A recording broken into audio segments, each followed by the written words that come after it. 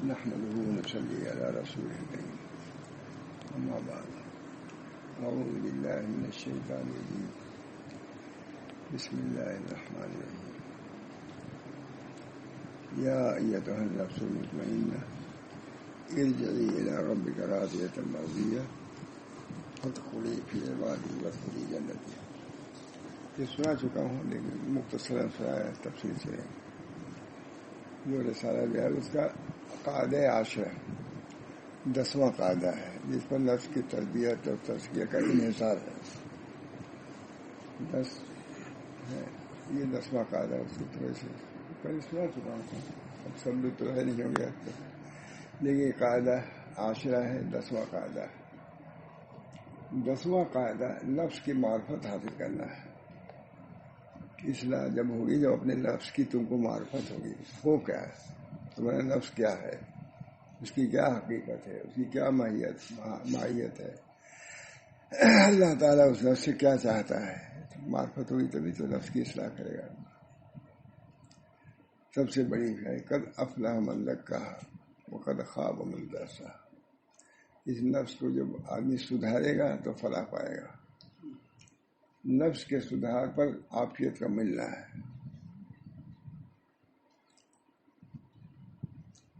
اب ایک خواب ذہن میں آیا, لیکن اب کیا بیان کروں اپنا خواب. کچھ حرج نہیں ہم نے خواب دیکھا حضرت ماشاء رسول اللہ صلی اللہ علیہ وسلم ابتدائی میں کہ بہت بڑا درخت ہے, جسے برگد کا درخت ہے, بہت بڑا درخت, اور اس کی ہر پتیوں میں, جیسی شادی بیاہ میں ہوتا ہے نا, پتیوں میں بلب لگا دیتے ہیں, جگہ جگہ ہوتا ہے. تو ہم نے اسی دوران خواب میں دیکھا تھا, یہ اس آنکھ سے یہاں دیکھا, اب دیکھا بہت بڑا درخت ہے, ہر پتی میں بلب لگے ہوئے ہیں. اور میں نیچے سے کوئی الماری ہے, کتاب رکھتا ہوا چلا جا رہا ہوں. بہت اونچی سیڑھی تھی, پہنچا تو ہوتا ہے دب گئی. ایسا معلوم ہے کہ میں گر نہ جاؤں. تو وہاں اس درخت کی ایک ٹہنی تھی, تو اس کو میں نے پکڑ لیا, اور اس ٹہنی کا نام تھا قد افلح من زکاہا. اس ٹہنی کا نام تھا.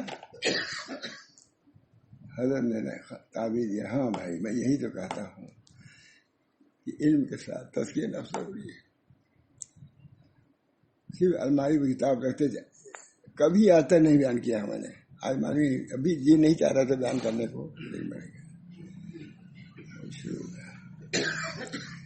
سمجھ گیا. بہت بڑا درخت ہے, اور ہر درخت پر بلب لگے ہوئے, اور پتے پر جو چمکنے کے بعد پتے ہوتے ہیں. اور میں نیچے الماری ہے, کتاب رکھتا جا رہا تھا. جب بہت اونچائی پہ گیا تو دراصل یوں ہو گئی, ہوتی ہے نا سیڑھی, تو مان میں گر نہ جاؤں. تو وہاں وہ درخت کی ٹہنی تھی, اس کو میں نے پکڑ لیا اور بچ گیا میں. تو میں نے حضرت سے بیان کیا کہ حضرت, اور اس ٹہنی کا نام قد افلح من زکاہا تھا. کہا, فرمایا کہ ہاں بھائی میں یہی چاہتا ہوں نا کہ علم کافی نہیں ہے, تزکیہ نفس ضروری ہے. تم کو تزکیہ نفس سے بچایا. کتاب تو تم رکھتے چلے جا رہے تھے, لیکن اس سے تو تم ڈوار ہو گئے. لیکن اس ٹہنی کا نام ہی تھا قد افلح من زکاہا. اللہ تعالیٰ مجھ کو اس کی سعادت نصیب فرمائے کہ میں اپنے نفس کی اصلاح کر لوں. قد افلح من زکاہا, فلاح پائی جس نے اپنے نفس کا تزکیہ کیا. مدار ہے, اس کے علاوہ کوئی راستہ نہیں ہے فلاح کا, کوئی راستہ نہیں. قرآن کہہ رہا ہے قد افلح من زکاہا, فلاح پائی اس نے جس نے نفس کا تزکیہ کر لیا. بڑے بڑے علماء ہوئے احمد صاحب, نہیں اس میں نہیں آئے, ان کے علم میں بھی برکت دی. انہی لوگوں کے علم کو لوگوں نے لیا ہے جنہوں نے تزکیہ نفس کیا ہے. امام غزالی والا معمولی لوگ ہیں مجھ سے, علم بھی ہے اور عمل بھی ہے. اتنا اپنے کو بچایا, جنگلات میں رہے, اپنے کو چھپانے کے لیے جانا. پھر کہا کہ اب کچھ اصلاح ہوئی, چلو. گئے ایک مدرسے میں, تو تخت سیاہ پر لکھ رہا تھا مدارس سمجھانے کے لیے کہ قال امام الغزالی، امام غزالی نہیں، امام غزالی پیچھے بیٹھے ہوئے تھے، کہا یہ تو یہاں بھی آفت آ گئی مجھ کو، جنگل سے چھوڑ کے آیا تھا مدرسے میں، یہاں بھی میرا نام کو چھپانے کی بات کر رہا ہوں، یہاں تو یہ کہتے ہیں بڑی ڈگری لے کے آئے، کوئی پوچھا بھی نہیں، ڈگری تو تزکیہ نفس کے لے کے آئے تھے، اور وہ چاہتے تھے کہ اس کے لیے معین کیا ہے، اخفا میں تو نام و نشان مٹا بیٹھا، شہرا میرا اڑا دیا کس نے۔ امام غزالی پھر وہاں سے بھاگ گئے، جب یہ معلوم ہوا کہ میں یہاں پر پہنچ گیا ہوں، کا امام غزالی نے یہ کہا تخت سیاہ پر، دیکھا یا اللہ میں تو اسی سے بچ رہا تھا کہ گمنامی میں رہوں، شہرت نہ ہونی پائے میرے۔ باقی مولانا ایسی کتاب احیاء العلوم جو عربی پڑھتے ہیں، اس زمانے میں اتنی روایتوں کا جمع کر دینا 4 جلدوں میں، اور بالترتیب، خود علی میں نے لکھا ہے کہ کئی 100 سال ہو گئے، لیکن ان کی عبارت میں ایسی تازگی جیسے آج لکھی گئی ہو عبارت، طرز بدلتا ہے نا، لکھنے کا طرز بھی بدلتا ہے۔ ہم لوگ تھے وہاں کتب خانے میں، وہاں ہمیں رمان صاحب آدمی بھی تھے، تو ہم نے کہا یہ کتاب حضرت پتہ نہیں چل رہا ہے یہ کس زمانے کی ہے، کہا یہ فلاں صدی کی معلوم ہوتی ہے، اس کی عبارت سے معلوم ہوتا ہے کہ فلاں صدی کی عبارت ہے، یہ بزرگ مصنف فلاں صدی کا ہے۔ لیکن امام غزالی کے بارے میں علی میں نے لکھا، دیکھ لیجیے گا کہ عبارت ایسی لکھی اللہ کی طرف سے، اپنے کو مٹایا امام غزالی نے، ایسی باریک باتیں لکھی ہیں، شائستہ ہو جاتی ہے طبیعت، ایسی باریک باتیں۔ اللہ تعالیٰ ہم سب لوگوں کو ان باریکیوں کو سمجھنے کی توفیق ملے۔ ایک صاحب نے حضرت تھانی کی مذمت کیا ہے، کہا کیا منہ شگافی حضرت کرتے رہتے ہیں، اس کسی بھی بات نے کہا، اب کیا بتاؤں چھوڑیے۔ حضرت کہا منہ شگافی نہیں، وہ امام غزالی کا طرز ہے۔ اور اپنے شیخ کا دفعہ کیا حضرت نے، انہوں نے اعتراض کیا تھا وہاں تھانوی پر، ہوتا ہے یہ کہا کہ یہ بقرات سقراط والی یہ نہیں تھی، بلکہ امام غزالی کا طرز تھا جو حضرت تھانوی نے اختیار کیا تھا اپنے شیخ کی فوراً۔ بہرحال اللہ تعالی ہم سب لوگوں کو اصلاح نفس، تزکیہ نفس کی توفیق دے۔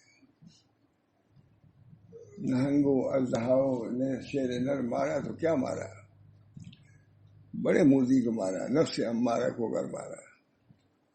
کیسے کیسے آتا ہے مولانا، کیسے کیسے آتا ہے نفس، کیسے آتا ہے، کیسے ہلاک کرتا ہے، کیسے برباد۔ پورا حذر رہنے کی ضرورت ہے۔ سب سے بڑا آدھا عدو ایک بین جنبیک، سب سے بڑا دشمن تو تمہارے جنگ میں ہے۔ دیوبند ایک ہی میں تو گیا ہوں، آپ نہیں تھے، اسے نہیں رہنا چاہیے تھا۔ ہاں مناظرے میں، مناظرے کے مجلس میں لوگوں نے بلایا تھا، ویسے رہو تھا تو اس وقت مدنی تھے، اصل مدنی بھی تھے، شاید حضرت تو کبھی گئے نہیں ہوں گے اس میں پڑھنے کے بعد، لیکن مجھ کو اس نے بلایا، بھرا ہوا تھا بہت۔ اور بلایا کس پر تھا، مناظرے کے مجلس کے حکم بنا کے بلایا تھا مجھ کو۔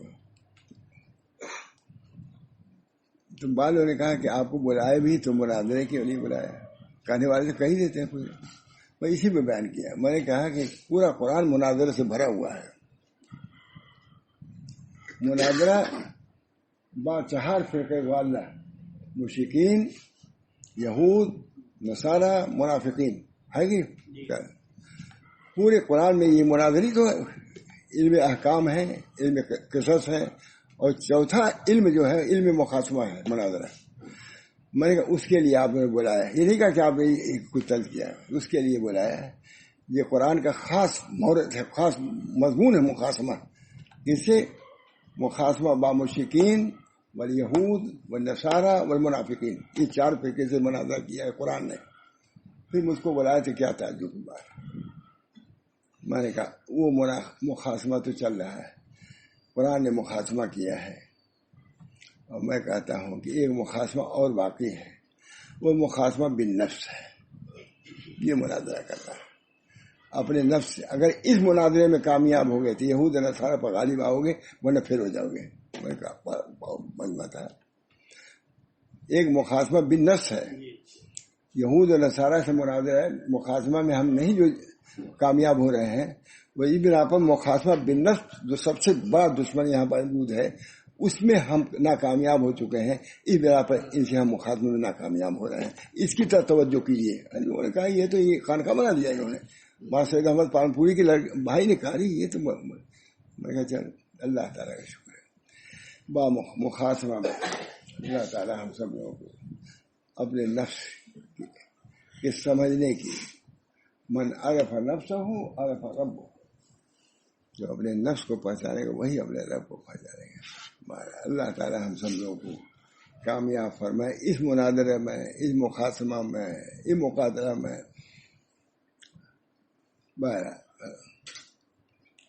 آٹھواں کیا ہے؟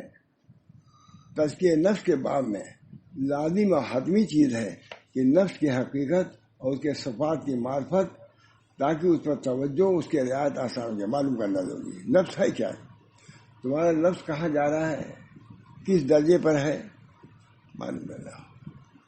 اس کو آزاد نہ چھوڑو فرماتے ہیں. اور اس پر آنے والی آفات کا علاج بآسانی ہوتی ہے. جب جانو گے تب تو علاج کرو گے.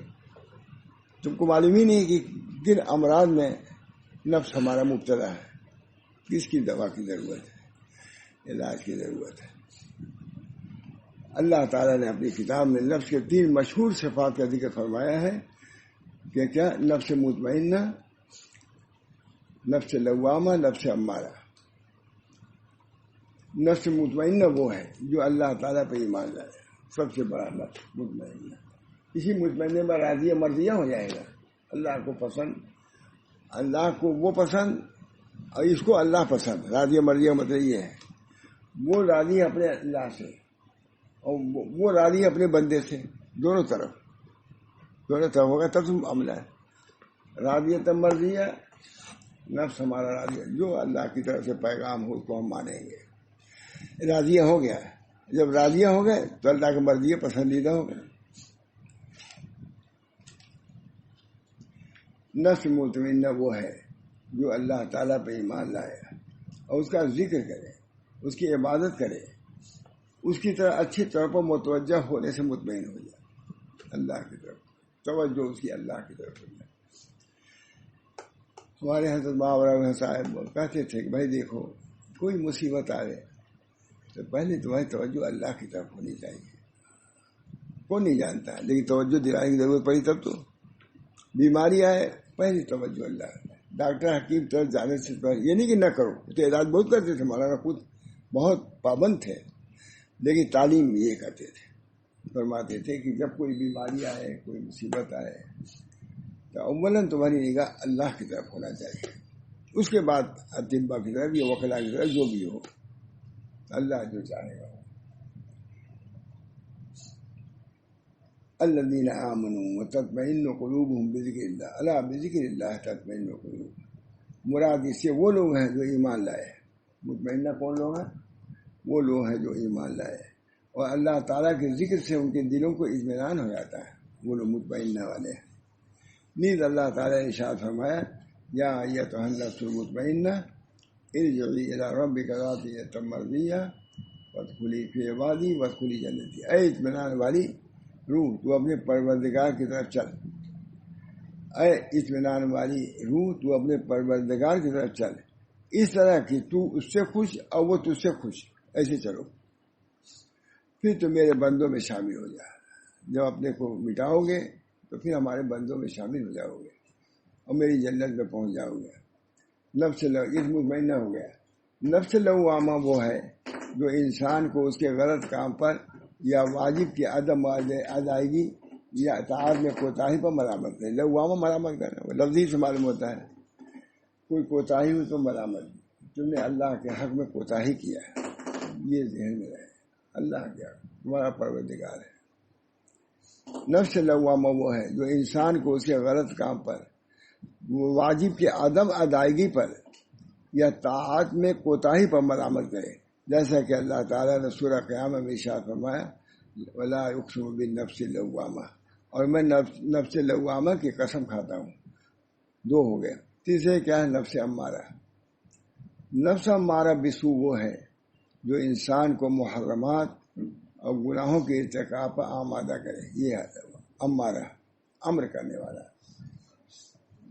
نفس امارہ بسو وہ ہے جو انسان کو محرمات اور گناہوں کے ارتکاب پر آمادہ کرے اور اس کو بری اور غلط جگہوں پر لے جائے اور گندے اور رذیل کام کرنے پر ورگلائے، جیسا کہ سورہ یوسف میں اس کا ذکر ہے. وما ابرئ نفسی ان النفس لامارۃ بالسوء الا ما رحم ربی. اور میں اپنے نفس کو بری نہیں بتلاتا، نفس تو بری بات ہی بتاتا ہے. نفس تو بری بات بجوز اس کے کہ جس پر میرا رب رحم کرے وہی بچ سکتا ہے. وہ امر کرتا ہے برائی کا، اگر آپ نے اس پر عمل کیا ہلاک ہو جائیں گے، برباد ہو جائیں گے. وہ تو چاہتے ہی ہے. ہاں مگر اللہ تعالیٰ کی رحمت ہو تو اللہ تعالیٰ تمام شرور سے آفات سے بچتا ہی چلا جائے گا، اللہ بچائے گا.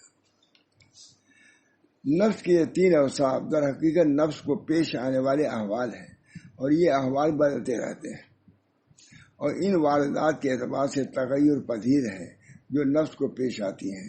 چنانچہ یہ صفات نفس کے حالات کے اعتبار سے ایک انسان کے اندر ایک ہی دن میں جمع ہو سکتی ہیں. سب چیزوں لوامگی بھی ہو، مطمئنہ بھی ہو، امارگی بھی ہو. اہل علم نے اس نفس کی مثالیں بیان کی ہیں جو انسان کے ساتھ نفس کے حال کی وضاحت کرتی ہیں تاکہ مسلمان کے لیے اس کو سمجھنا آسان ہو جائے، پھر اس کی اصلاح و تزکیہ میں کوشش مجاہدہ میں مشغول ہو جائے. وہ کیا ہے؟ میں یہاں دو بڑے امام کی دو مثالوں پر اکتفا کرتا ہوں.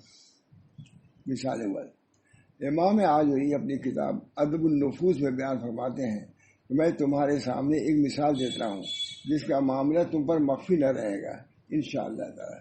تمہیں معلوم ہونا چاہیے کہ نفس کی مثال گھوڑے کے خوبصورت بچے کی طرح ہے.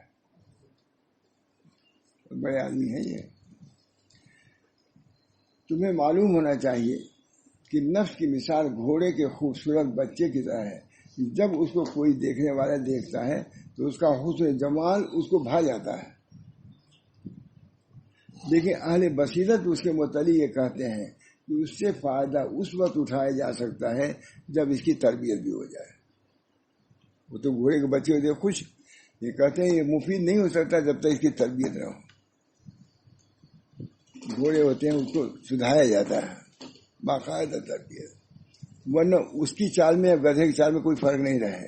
لکھا ہے کسی نے کہ اگر اس کو سدھایا نہیں گیا گھوڑے کا، گھوڑے کو یہ گدھا تو قدم چل ہی نہیں سکتا، اس کے اندر صلاحیت ہی اللہ نے نہیں رکھی ہے. گھوڑے کے اندر صلاحیت رکھی ہے، لیکن جب اس صلاحیت کو کام میں لایا جائے گا تب وہ گدھے سے ممتاز ہوگا، ورنہ وہ اور گدھے دونوں برابر، کوئی فرق نہیں. جیسے وہ قبر دوڑتا ہے گدھا، اسے گھوڑا بھی اسی دوڑے گا. اور نہیں تو گھوڑے ایسے چلتے ہیں وہ سب ہے کہ چائے پیتے رہے پانی اور ایسے قدم چلتے ہیں. ہمارے دادا بڑا ماہر تھے چلنے میں گھوڑے پر، کسی سرکٹ گھوڑا آتا تھا پکڑ لیتے، مشہور تھے. ہاں وہی سواری گھوڑے تھے. جس کے گھر میں گھوڑا رہتا تو بہت بڑا آدمی سمجھایا جاتا ہے، بڑا گھر گھوڑا بڑا. اس سے فائدہ اس وقت اٹھایا جا سکتا ہے جب اس کو تربیت دے کر خوب سدھار لیا جائے اور بہترین ادب سکھایا جائے. تب اس کو بلانے اور بھگانے کی صلاحیت اور اس پر سوار کی سواری ہو سکتی ہے. تب اس کو بلانے اور بھگانے کی صلاحیت اور اس پر سوار کی، یہ سب اس کی تربیت اور تعلیم اور سدھارنے کے تجائب پر منحصر ہے. اس گھوڑے کے بچے کو تربیت صحیح ہوگی تبھی اس پر سواری بھی کر سکتے ہیں. لیکن اگر اس کو سدھایا نہ گیا، تعلیم و تربیت سے آراستہ نہ کیا گیا تو اس کے حسن و خوبصورتی سے کوئی فائدہ نہیں ہوگا. ہے خوبصورت، اچھی مثال دیا ہے. بہت بڑے آدمی ہیں یہ، ان کی کتاب کا ہم نے ترجمہ کیا تھا. وہ حسن خوبی کو اور ضرورت کے وقت اس کے فوائد اور نتائج کے مطابق اسے سوار کی تعریف نہیں ہوگی. ضرورت کے وقت، اب ضرورت ہے اچھی سواری کی، ہمارے لوگ جانتے ہی نہیں، گھوڑا لے ہی نہیں جاتے، تو اس کی تعریف ہوگی. بچہ تھا خوبصورتی کی تعریف تھی، لیکن جب سواری کا وقت آیا معلوم ہوا پھر تو اس کی تعریف ہوگی، کہا بالکل بیکار ہے یہ. بس اگر گھوڑے کے بچے کا مالک اہل بصیرت کی یہ نصیحت قبول کرے اور یقین کرے کہ یہ بات صحیح ہے تو اس کو کسی ماہر تربیت کرنے والے اور سدھارنے والے کے حوالے کر دے جو اس کی تربیت کرے بغیر اس کو گھوڑا کام ہے وہ کوئی فرق نہیں. بہت اچھا. پھر یہ بھی معلوم ہونا ضروری ہے کہ سدھارنے والا اور تربیت کرنے والا تربیت کے فن سے بھی وہ بھی واقف ہے کہ نہیں. وہ واقف ہوا تبھی تو سدھارے گا, اس کی بھی ضرورت ہے. اس علم ریاضت پر اس کے پاس صبر ہو جو اس کو حاصل ہے. اس علم ریاضت پر اس کے پاس صبر ہو جو اس کو حاصل. چنانچہ اگر اس کے پاس ریاضت کے ساتھ صبر بھی ہے اور اس کے مطابق خیر خائی کے ساتھ تربیت کرے تو اس گھوڑے کے بچے کا مالک ان سے منتف ہوگا, تب ہوگا. وہ بھی سدھارنے والے کے اندر بھی مہارت ہونی چاہیے. لیکن اگر تربیت کرنے والے کو تربیت کرنے کی معرفت نہ ہو اور گھوڑے کے ادب سکھانے کا علم بھی نہ ہو تو اس گھوڑے کے بچے کو خراب کر دے گا. آج خراب ہو رہا ہے ہمارے جوان, جانتے ہی نہیں کیا تربیت.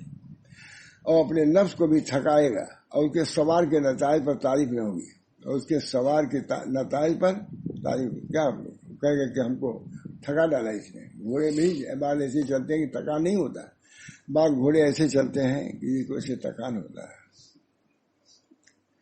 اگر تربیت کرنے والے کے پاس گھوڑے کی تربیت کرنے کے آداب کا علم ہے مگر وہ اس علم و معرفت کے باوجود تربیت کرنے پر مشقت کو برداشت نہ کرے اور آرام طلبی کو پسند کرے اور تربیت کے بارے میں جو ہمدردی اور خیرخواہی لازم ہے اسے سستی برتے تو وہ بھی گھوڑے کے بچے کو خراب کر دے گا.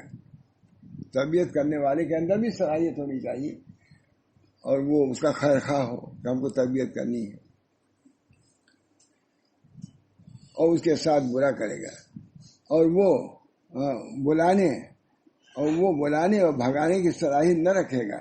اس کا ظاہر تو اچھا ہوگا مگر باطن بالکل خراب ہوگا, کسی کام کا گھوڑا نہیں ہوگا. بس اگر اس کا مالک ہی اس کی تربیت کرنے والا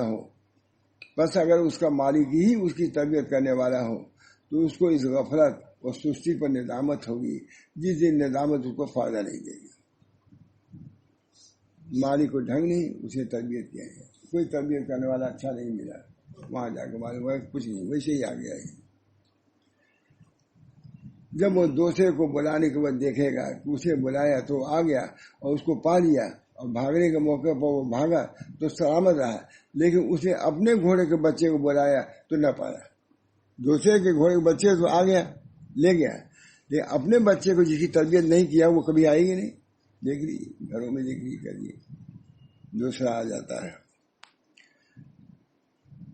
اور جب بھاگا تو سلامت نہ رہا. یہ سب کچھ معرفت کے بعد غفلت اور سستی اور قلت صبر کا نتیجہ ہے. جب آپ تربیت میں محنت نہ کریں گے تو بچے ویسے ہی رہ جائیں گے. ہے نا کتنی عمدہ, اس کو سنائے نہیں تو معلوم کیوں.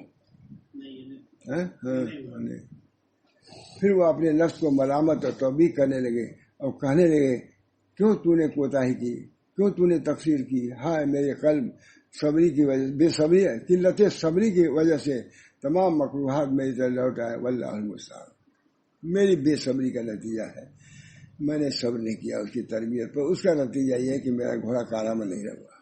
سیدھا اولاد کے بارے میں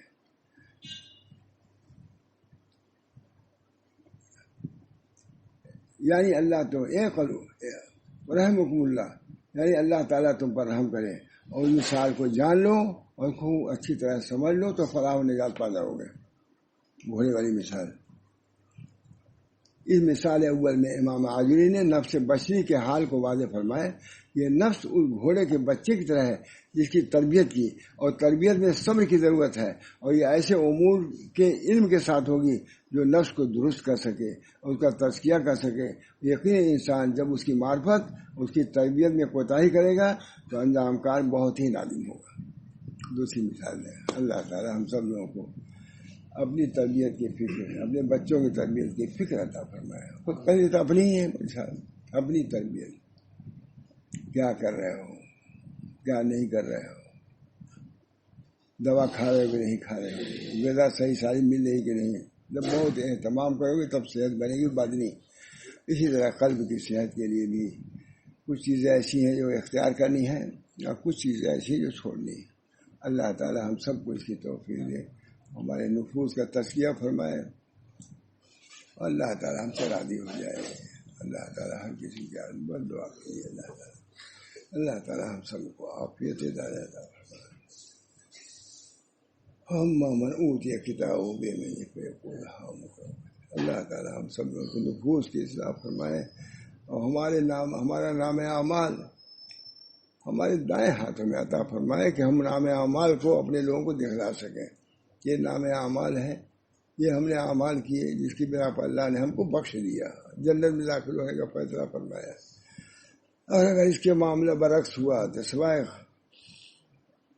ندامت کر کچھ نہیں ہے۔ ربنا تقبل منا انک انت السمیع العلیم برحمتک یا ارحم الراحمین۔